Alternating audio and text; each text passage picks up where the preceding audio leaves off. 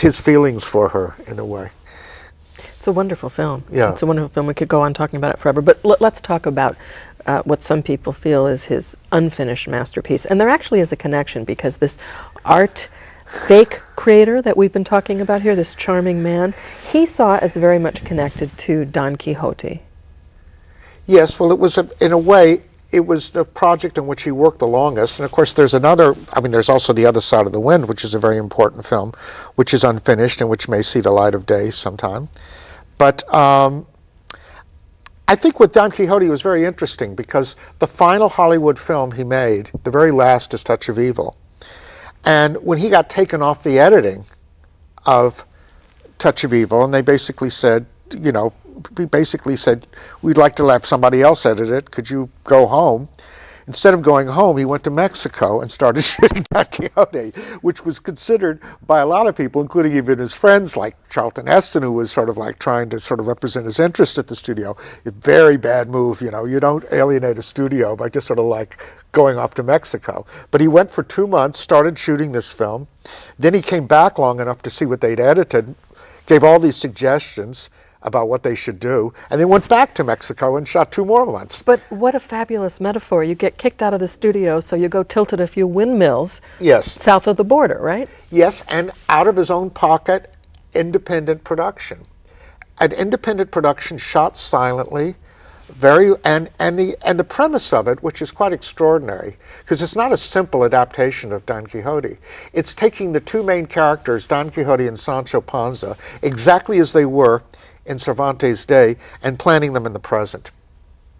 And it's very interesting that to do this, I mean, he basically got this little girl, Patty McCormick, who'd recently played in The Big Seed, and the whole setup that he originally had for the film was that they're both guests in this hotel, and I don't know if it's supposed to be Spain, maybe it's supposed to be Mexico where he was shooting, but in any case, in the patio, he starts telling the story of Don Quixote to this little girl, with showing a picture book, and as he is a storyteller, telling the story.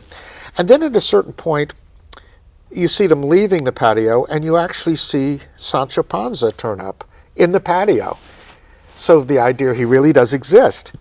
And then later on, he has a way of integrating her with these characters in interesting ways, encountering them. Unfortunately, what happened is he ran out of money before he could shoot all the material with her that he wanted to do. And in fact, he was so devastated at the time that, in fact, the report, he broke into tears and everything. It was just no way he could go on shooting. By the time he finally recovered enough money where he could go on shooting, she had gotten too much older. And he had to sort of reconceptualize. So, I mean, Don Quixote went through many, many changes over the years. But unfortunately, all the material for various reasons, with Patty McCormick, was not included in this dreadful edit of, the material that came out on video and DVD in Spain. And there's been, like legal hassles about the other materials and when it's going to see the light of day. But we're talking about stuff that was filmed over 3 decades, right? Yes, that's right. Now, although a lot of the best part of it, as I say, done right after he left working on Touch of Evil in the 50s, in 1957, actually. And I think that the clip that we have is from that early period. That's absolutely.